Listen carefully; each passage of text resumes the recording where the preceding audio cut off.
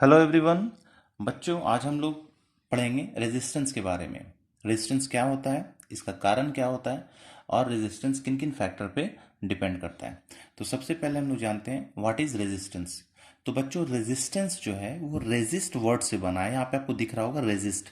Resist का मतलब होता है अपोज करना, विरोध करना। तो यहाँ पे किस चीज़ का विरोध होता है? तो रेजिस्टेंस जो है वो विरोध करता है किसी भी कंडक्टर में फ्लो कर रहे चार्ज या फ्लो कर रहे करंट का। इसका मतलब कि रेजिस्टेंस किसी भी कंडक्टर का वह फिजिकल प्रॉपर्टी है जिसके कारण वो उस कंडक्टर में फ्लो कर रहे करंट को या चार्ज को अपोज करता है। अब सवाल आता है कि ये अपोजिशन होता क्यों है, इस रेजिस्टेंस का कारण क्या है? तो रेजिस्टेंस का कारण जो होता है बच्चों, वो होता है collision between electron and positive ions of a conductor. क्या मतलब हुआ? किसी भी कंडक्टर में इलेक्ट्रॉन्स, फ्री इलेक्ट्रॉन्स होते हैं जो कि रिस्पॉन्सिबल होते हैं किसके लिए? फ्लो ऑफ करंट के लिए। फ्री इलेक्ट्रॉन्स किसको बोलते हैं? वह इलेक्ट्रॉन जो किसी भी एटम के साथ लूजली बॉन्डेड होते हैं, मतलब आसानी से जो अपने एटम को छोड़कर बाहर निकल जाए, उस इलेक्ट्रॉन को फ्री इलेक्ट्रॉन बोलते हैं। और ये फ्री इलेक्ट्रॉन्स मौजूद होते हैं किसी भी कंडक्टर में।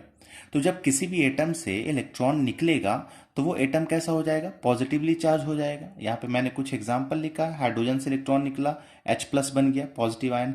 सोडियम से निकल गया, सोडियम एटम से एक इलेक्ट्रॉन निकल गया तो सोडियम आयन बन गया, पॉजिटिव चार्ज। तो उसी तरह से कॉपर में भी क्या होता है कि कॉपर से भी, कॉपर एटम से भी इलेक्ट्रॉन निकलेगा तो वो फ्री इलेक्ट्रॉन होगा। यही फ्री इलेक्ट्रॉन क्या होता है, पूरे कंडक्टर में मूव करता है, जिसके कारण इलेक्ट्रिसिटी फ्लो करता है। तो जब ये इलेक्ट्रॉन इस कॉपर कंडक्टर में मौजूद पॉजिटिव आयन के साथ टकराते हैं तो टकराने के कारण ही क्या होता है? रेजिस्टेंस जो है वो ऑफर होता है, ये रेजिस्टेंस काउज होता है। तो काउज ऑफ रेजिस्टेंस जो हमारा हुआ वो हुआ फ्री इलेक्ट्रॉन्स और पॉजिटिव आयंस के बीच का कोलिजन। ठीक है। अब देखिए रेजिस्टेंस को हम लोग डिनोट कैसे करते हैं। तो रेजिस्टेंस को हम लोग इस जिगजैग सिंबल से डिनोट करते हैं और इसका एसआई यूनिट जो होता है वो होता है आपको ओम। इसका ऐसा यूनिट क्या होता है? ओम। और ओम के लिए हम लोग इस ओमेगा सिंबल का इस्तेमाल करते हैं।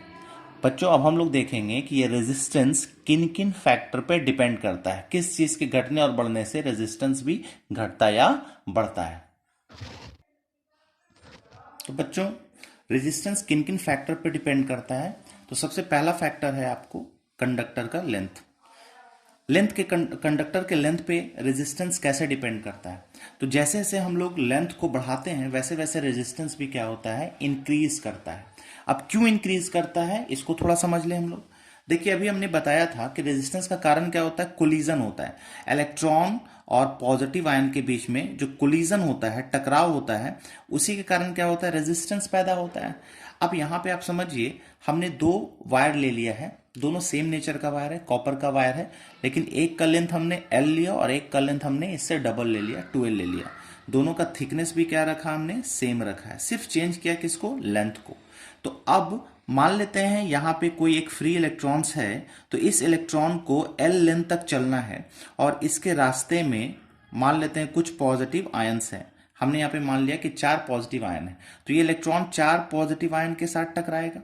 लेकिन जब हमने लेंथ को बढ़ा दिया है और इसी इलेक्ट्रॉन को अब दुगना लेंथ ट्रेवल करना है, तब इसके रास्ते में पॉजिटिव आयन की संख्या, अब कंडक्टर का लेंथ बढ़ा है तो पॉजिटिव आयन की संख्या भी बढ़ेगी।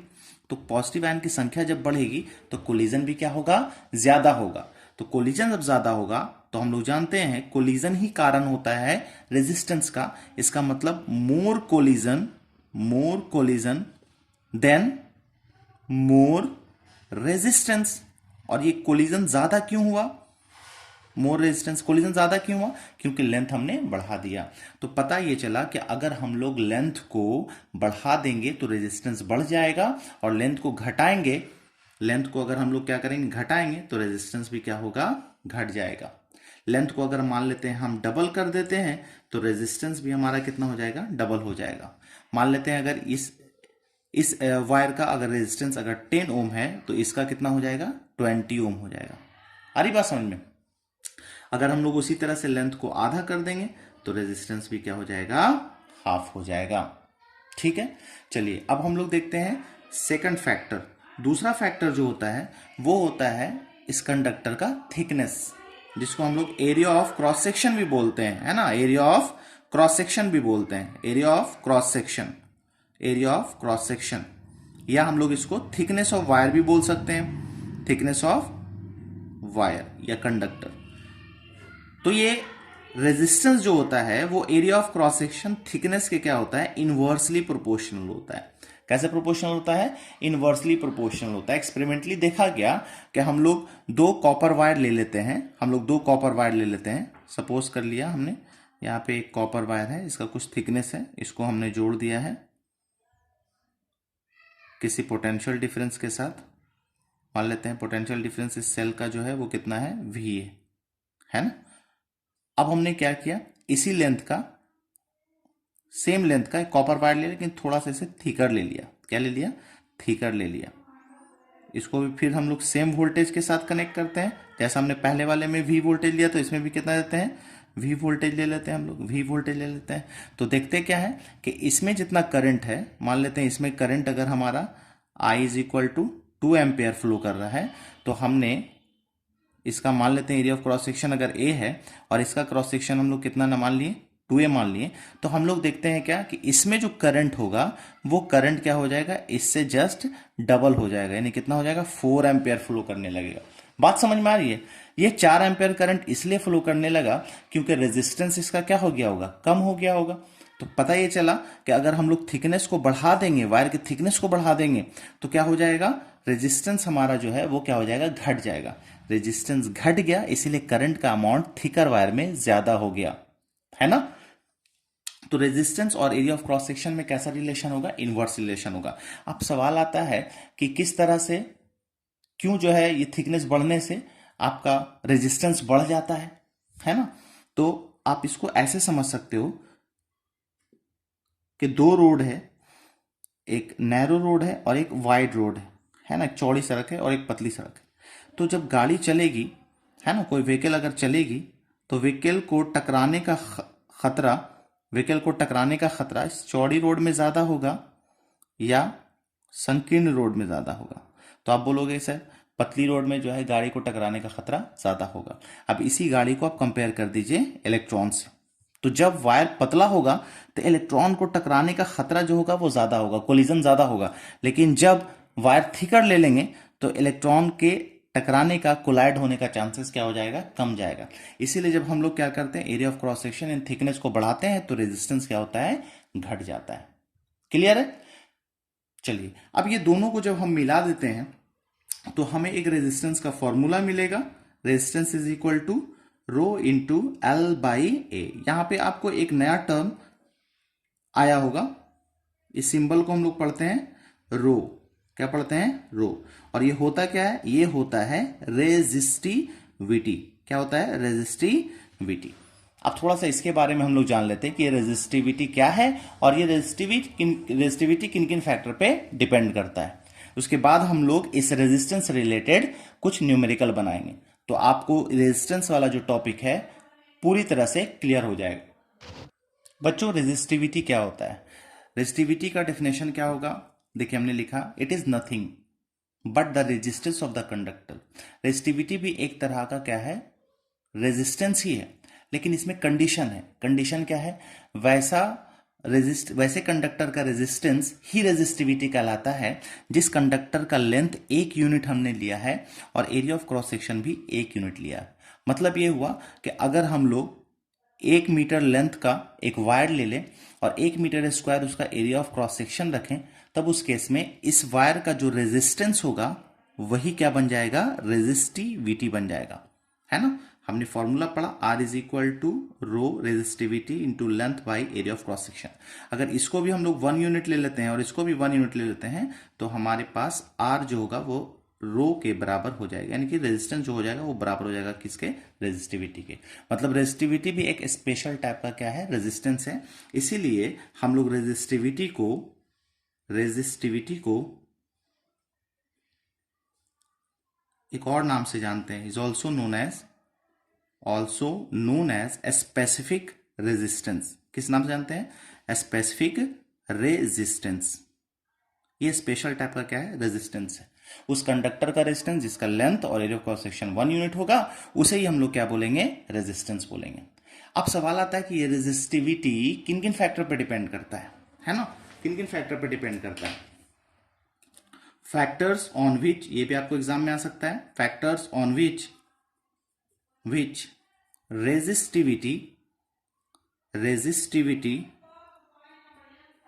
of a material और कंडक्टर, कुछ भी बोल सकते हैं, मटेरियल डिपेंड्स, है ना। किसी भी मटेरियल का या कंडक्टर का रेजिस्टिविटी किन किन फैक्टर पे डिपेंड करता है। हम लोग बहुत डिटेल में नहीं जाएंगे, अभी हम लोग सिर्फ जो है जान रहे हैं, इस बेसिक चीज को जान रहे हैं जिससे हम लोग को न्यूमेरिकल बनाने में और समझने में आसानी हो, जो कि आपके बोर्ड एग्जाम के लिए काम आ सकता है। तो किन किन फैक्टर पर डिपेंड करता है, तो रेजिस्टिविटी दो ही फैक्टर पर डिपेंड करता है। एक डिपेंड करता है बच्चों नेचर ऑफ मटेरियल पे, नेचर ऑफ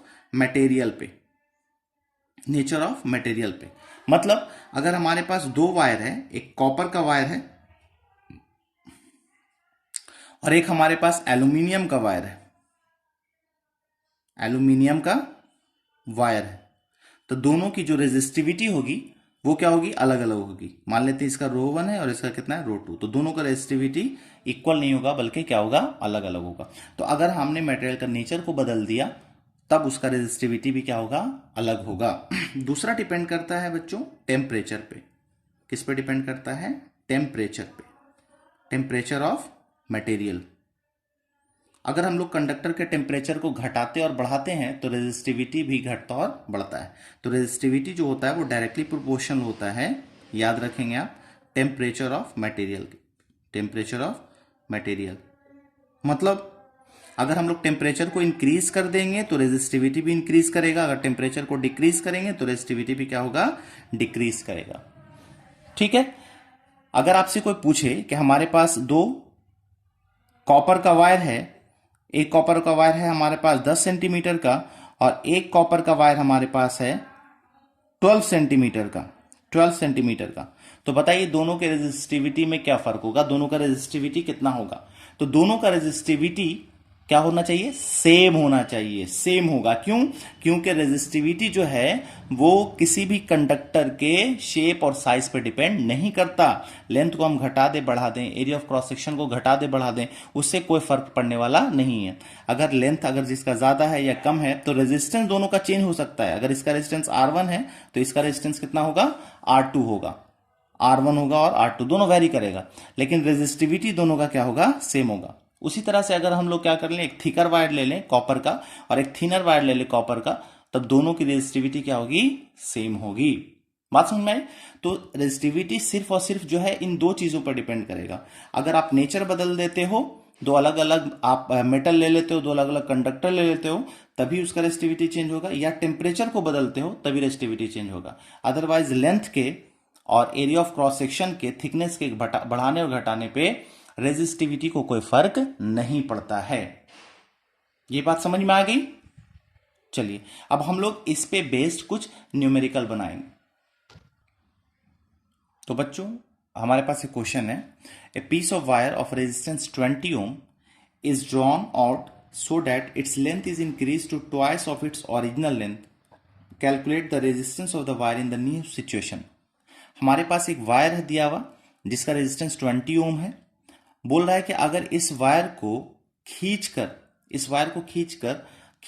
अगर क्या कर दिया गया, इसके डबल लेंथ का कर दिया गया, तो पूछ रहा है कि इस नए सिचुएशन में वायर का रेजिस्टेंस कितना होगा। अभी हमने पढ़ा था बच्चों कि रेजिस्टेंस जो है वो लेंथ पे और एरिया ऑफ क्रॉस सेक्शन पे डिपेंड करता है। तो हमने तो लेंथ को बदल दिया, इसका मतलब इसका रेजिस्टेंस चेंज करेगा। अब ध्यान से सोचिए, अगर हमने इस वायर को खींच के इलोंगेट कर दिया है, लंबा कर दिया है, तो क्या इसका थिकनेस सेम रहेगा? बिल्कुल नहीं, इसका थिकनेस भी क्या हो जाएगा, घट जाएगा। तो अब इसका थिकनेस कितना होगा हमें यह निकाल लेना। अगर ये पता चल जाए तो हम रेजिस्टेंस आसानी से निकाल सकते हैं। तो बच्चों आपको जो कंसेप्ट है इस क्वेश्चन का एक बेसिक सा वो याद रखना है। जब किसी भी वायर को, सेम वायर को अगर खींच के या पीट पाट के अगर उसको इलोंगेट कर दिया गया, उसके थिकनेस को घटाया बढ़ाया गया, तो दोनों सिचुएशन में वॉल्यूम जो होगा ना उस वायर का या कंडक्टर का सेम होता है। मतलब इसका वॉल्यूम जो होगा, volume of volume of original wire और वॉल्यूम ऑफ इलोंगेटेड वायर खिंचाने के बाद जो वायर है, दोनों का वॉल्यूम हमेशा क्या होगा, हर केस में सही होगा। अगर एक ही वायर को पीट पाट के अगर उसके शेप को, साइज को चेंज किया गया है तो वॉल्यूम हमेशा क्या रहता है, सेम रहता है। और वॉल्यूम बराबर आपने पढ़ा होगा बच्चों, एरिया गुना हाइट। तो यहाँ पे एरिया कितना है, ए है, हमने ए मान लिया एरिया ऑफ क्रॉस सेक्शन इसका, और लेंथ हमने कितना माना है, एल माना है। ऑप्शन नए वाले का जो है हमने एरिया ऑफ क्रॉस सेक्शन कितना माना है, ए डैश माना है, और लेंथ कितना है दिया हुआ क्वेश्चन में, डबल किया हुआ यानी 12 हो जाएगा। तो यहां से एल कैंसिल हो जाएगा। तो आप देखिए कि ए और ए डैश में क्या रिलेशन हो जाएगा। तो ये नया वाला एरिया ऑफ क्रॉस सेक्शन जो होगा ओरिजिनल का क्या हो जाएगा, हाफ हो जाएगा। ठीक है बच्चों, नया वाला एरिया ऑफ क्रॉस सेक्शन जो है ओरिजिनल वाले का क्या हो जाएगा, हाफ। मतलब लेंथ को अगर हम लोग डबल कर देंगे तो एरिया ऑफ क्रॉस सेक्शन क्या हो जाएगा, हाफ हो जाएगा। अब यहां पे देखिए आप, रेजिस्टेंस का आपने फॉर्मूला क्या पढ़ा था, हमें निकालना है कितना, R2। R बराबर आपने क्या पढ़ा हुआ है, रो इंटू एल बाई ए। तो ये हो गया आपको R1 के लिए, ये हो गया R1 के लिए। अगर आप R2 के लिए लिखना चाहोगे तो R2 के लिए आप क्या लिखोगे, R2 के लिए लिखोगे आप रो इंटू 2L, यहां पर लेंथ कितना 2L, और डिवाइडेड बाई कितना लिखोगे, ए डैश। हमने रो दोनों में सेम क्यों लिखा बच्चों, क्योंकि अभी हमने बताया था कि रेजिस्टिविटी को शेप साइज से मतलब नहीं होता है। तो रेजिस्टिविटी दोनों केस में क्या होंगे, सेम होंगे। तो R2 बराबर हम लोग क्या लिखेंगे, रो इंटू एल, और देखिए ए डैश को हम लोग, ए डैश को कितना लिख सकते हैं, ए बाई 2, और एक 2 यहां पर था। तो आपको इसको जब सॉल्व कीजिएगा तो यह आ जाएगा रो इंटू एल बाई ए, और मल्टीप्लाइड बाई, देखिए 2 पर चला जाएगा तो कितना हो जाएगा, 4। यानी कि R2 जो होगा, ये देखिए रो इंटू एल बाई ए जो है, इसको हम लोग क्या लिख सकते हैं, R1 ओरिजिनल रेजिस्टेंस, यानी R2 बराबर हो जाएगा ओरिजिनल रेजिस्टेंस मल्टीप्लाइड बाई 4। यानी कि नया वाला कंडीशन में जो रेजिस्टेंस होगा वो ओरिजिनल रेजिस्टेंस का कितना हो जाएगा, 4 टाइम्स हो जाएगा। तो ओरिजिनल रेजिस्टेंस आपको पता है 20 ओम, अब यहां पे वैल्यू पुट कर देंगे तो हमें पता चल जाएगा कि न्यू सिचुएशन में जो वायर है उसका रेजिस्टेंस कितना होगा। तो बच्चों उसका रेजिस्टेंस होगा 80 ओम। एक क्वेश्चन हम और बना लेते हैं, इसके बाद इस वीडियो को हम लोग एंड करेंगे। बच्चों अगला क्वेश्चन जो है हमारा, वो बोल रहा है resistance of wire 4 ohm, resistance is double on itself. किसी रेजिस्टेंस वायर जिसका रेजिस्टेंस 4 ओम है उसको खुद का डबल कर दिया गया। तो यहां पे डबल करने का मतलब हुआ कि उसके थिकनेस को डबल कर दिया गया है। जब ऐसा क्वेश्चन रहे तो आपको समझना है कि उसके किसको डबल किया गया, उसके थिकनेस को। Is double on it self.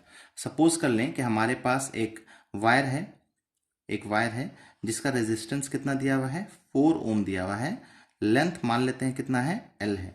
Area of cross section कितना है, A है। तो अब बोल रहा है इसी वायर को हम लोग क्या कर देते हैं, डबल कर देते हैं। तो डबल करने का मतलब क्या हुआ, इसके थिकनेस को हमने क्या किया, डबल कर दिया। अगर ऐसा क्वेश्चन रहे इसका मतलब समझना है, इसके थिकनेस को क्या कर दिया गया है, डबल कर दिया गया है। ठीक है, थिकनेस को डबल कर दिया गया। तो पहले area of cross section A था, अब एरिया ऑफ क्रॉस सेक्शन कितना हो गया, 2A हो गया।